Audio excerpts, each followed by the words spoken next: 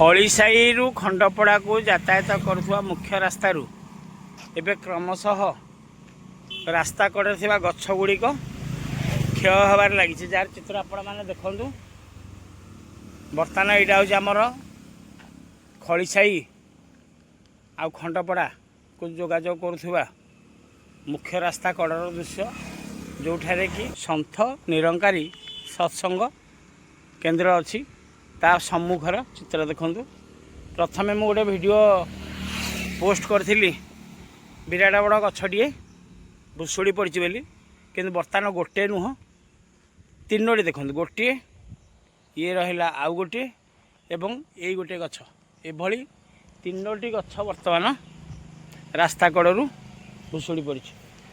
ଏଠି ପୂର୍ତ୍ତ ବିଭାଗ ତରଫରୁ ଯଦି କିଛି ପଦକ୍ଷେପ ନିଆଯାଆନ୍ତା ତାହେଲେ এই ଗଛ ଗୁଡ଼ିକ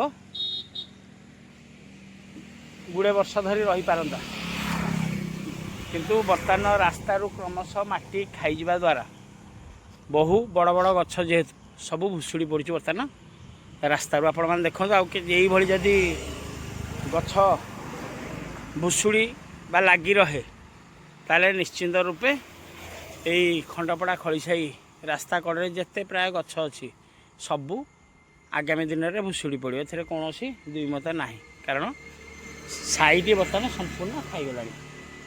ତେଣୁ ଭିଡ଼ିଓ ମାଧ୍ୟମରେ ପୂର୍ତ୍ତ ବିଭାଗ ଅଧିକାରୀଙ୍କୁ ଅନୁରୋଧ ରହିବ ଯେ ଏହାକୁ ଯଦି ମାଟି ଟିକେ ଫିଲିଂ କରାଯାଇପାରିବ ତାହେଲେ ହୁଏତ ଗଛ ଆଉ କେତେ ବର୍ଷ ରହିପାରିବ।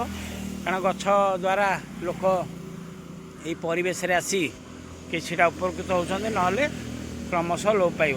ଦେଖାଯାଉ ପୂର୍ତ୍ତ ବିଭାଗ ଖଣ୍ଡପଡ଼ା ପକ୍ଷରୁ କ'ଣ ପଦକ୍ଷେପ ନିଆଯାଉଛି ଆଗାମୀ ଦିନରେ। ରଖୁଛି, ନମସ୍କାର।